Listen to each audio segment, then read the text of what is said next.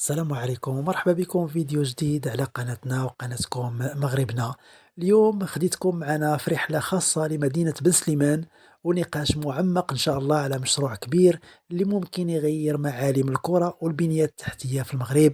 ملعب الحسن الثاني غادي نشوفوا علاش بن سليمان شنو عندها من علاقة مع الكرة وكيفاش كيتقدم المشروع لحد الساعة. خليك معنا وصدقني غادي تعرف معلومات مهمة وما ما سمعتهمش كاملين من قبل. بن سليمان مدينة وطنية رئيسية في إقليم بن سليمان ضمن جهة الدار البيضاء سطات. حسب الإحصاءات القديمة عدد سكان بن سليمان كان حوالي 57 ألف نسمة. المدينة تأسست يعني هذه مدة طويلة كمقر عسكري، ومع مرور الوقت تحولت إلى مدينة سكنية وحضرية فيها أحياء متعددة: بلير، القدس، وأحياء إدارية وصناعية. جغرافيا مدينة بن سليمان قريبة من الدار البيضاء، هذا القرب كيعطيها موقع استراتيجي وسهولة في التواصل الحضاري. من المعروف أن المنطقة مناخها جاف نوعا ما، والمدينة كانت معروفة بالصيد، خاصة داك الخنزير البري اللي كان تما ضمن المناطق المحيطة بها. من هاد الخلفية بن سليمان عندها هوية محلية، تاريخ وبنية سكنية واجتماعية كتسمح بأن تكون مدينة مؤهلة لاستيعاب مشاريع كبرى، وخاصها مشاريع اللي تنعش المدينة وتفتح آفاق جديدة. بن سليمان بالرغم من أنها ماشي من كبريات المدن في المغرب مثل الدار البيضاء، الرباط وفاس، ولكن عندها جمهور محلي ومتابعين للكرة والناس اللي مهتمين بالرياضة في محيطها. الخصوصية ديال المدينة القريبة من العاصمة الاقتصادية كتعطي الناس إمكانية يتابعوا أندية كبيرة بسهولة. القرب من الدار البيضاء يعني أن شباب بن سليمان عنده إمكانات للمشاركة في أندية وملاعب القرب والتكوين وحتى حضور مباريات فرق كبيرة. هادشي كيخلق ارتباط قوي ما بين المدينة وكرة القدم، رغم أن المدينة ما كانتش عندها ملعب كبير جدا. لكن مع الإقبال على بناء ملعب كبير وحجم ملعب الحسن الثاني، الفرصة كتكون أمام بن سليمان باش تتحول من مدينة ساكنة إلى مدينة رياضية. وهذا كيفتح آفاق للتكوين واستقطاب شباب محلي ورفع مستوى الكرة. ملاعب تدريب شباب، فرق محلية وجمهور، خصوصا مع مشروع يضم مرافق كبيرة، ماشي غير ملعب بل مركز رياضي متكامل يمكن أنه يحفز الاستثمار الرياضي والتكوين، ربما ظهور أندية محلية مهمة. باختصار كبير بن سليمان كتملك الموقع والمكان والجماهير المحتملة زائد طموح، وبملعب كبير ممكن الكرة ترجع للمدينة بفرحة ومستوى جديد. ملعب الحسن الثاني مبرمج باش يكون ملعب ضخم جدا بسعات يعني كتفوت 115 ألف متفرج. الموقع ديالو بمنطقة المنصورية ضمن الإقليم. المساحة الإجمالية للمشروع حوالي 100 هكتار. تصميم المكتب المعماري هو بوبوليوس، يعني مع مكتب محلي مغربي أعلى له زائد شوي. تصميم متأثر بعناصر من الثقافة المغربية، السقف يشبه خيمة كبيرة يعني ديال الموسم. تشيد وسط الغابة الطبيعة باش يعطي طابع مغربي عصري. المرافق ملاعب تدريب، مرافق إداريات تجارية، فضاءات للخدمات، اللي كيجعل المشروع ماشي غير ملعب بل مدينة رياضية متكاملة.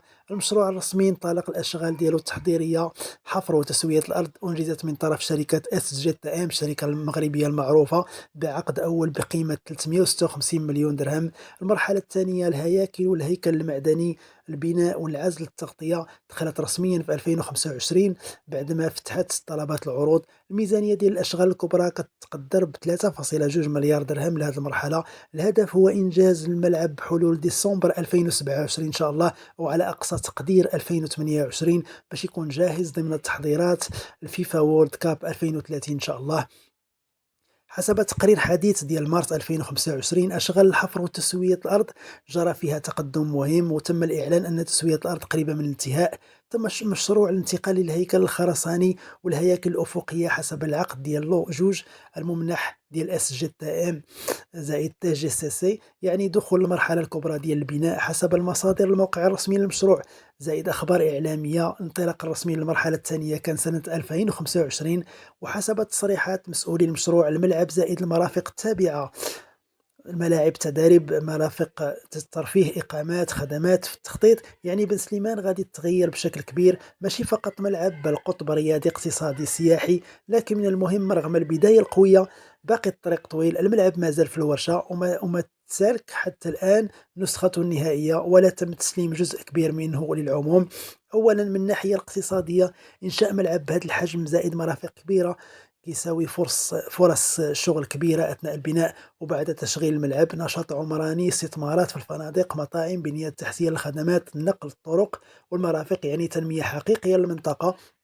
ثانيا من الجانب الاجتماعي والثقافي، بن سليمان ممكن تحول لمركز رياضي مهم، استقبال أحداث كبرى، شباب من المدينة يلقاو فضاءات للتكوين وملاعب، جمهور محلي، هذا كيعطي دفعة كبيرة للكرة الرياضية، الكرة يعني في المدينة والشباب اللي كيعشقوا كرة القدم. وثالثا من الزاوية الوطنية والدولية، مع تنظيم 2030 إن شاء الله هذا الملعب غادي يعطي للمغرب والبن سليمان فرصة تحتضن مباريات كبيرة وأحداث عالمية، يكون جزء من خارطة ملاعب دولية.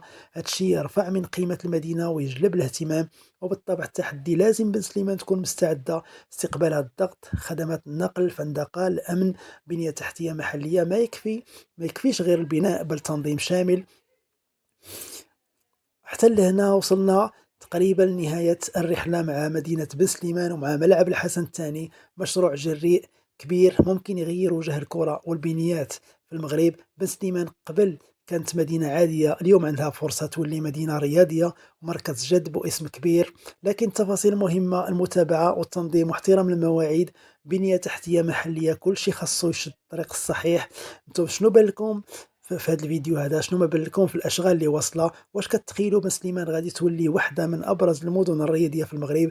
واش كتعتقدوا ان الملعب غادي ينجح ويتم الاكمال ديالو في الموعد؟ خليوا لنا اراءكم يعني في التعاليق، وشاركوا مع اصحابكم. ما تنساوش لايك، اشتراك وتفعيل الجرس باش توصلكم تحديثات على مشاريع المغرب.